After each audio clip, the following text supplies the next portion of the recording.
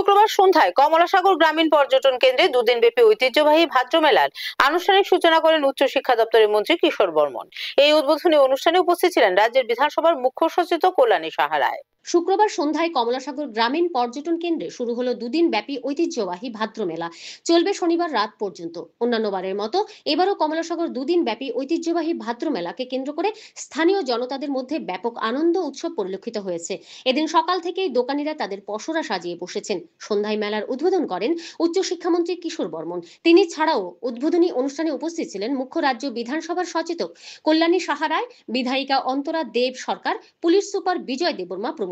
উদ্বোধনের পর মুক্ত মঞ্চে শুরু হয় মনোজ্ঞ সাংস্কৃতিক অনুষ্ঠান। শনিবার সকাল থেকে দিনভর চলবে আগরতলা এবং রাজ্যের বিভিন্ন এলাকা থেকে আগত শিল্পীদের মন মাতানো সঙ্গীতানুষ্ঠান। Bureau report, BTV Tripura news.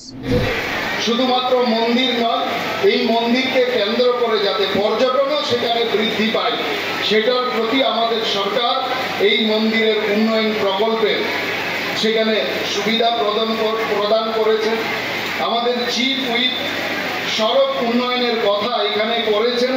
প্রায় 13 কিলোমিটার রাস্তা, আগে যেটা সরু রাস্তা ছিল সেটাকে সংস্কার করা হয়েছে, যেখানে প্রায় 34 কোটি টাকা আমাদের রাজ্য সরকার এই মন্দিরে আসা যাওয়ার যে সড়ক, সেই সড়ক সংস্কারের ক্ষেত্রে খরচ করেছেন।